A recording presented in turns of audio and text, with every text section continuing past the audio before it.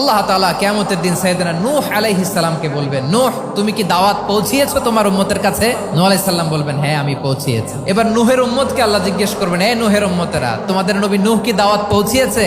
নূহের উম্মত বলবে, না আল্লাহ, কোনো দাওয়াতও আমরা পাই নাই, আপনারাও চিনি নাই, জান্নাতও চিনি নাই, জাহান্নামও চিনি নাই। নূহ আলাইহিস সালাম বিপদে পড়ে যাবেন। তখন আল্লাহ বলবেন, নূহ তোমার পক্ষে কোনো সাক্ষী আছে? নূহ আলাইহিস সালাম বলবেন, আছে। কে?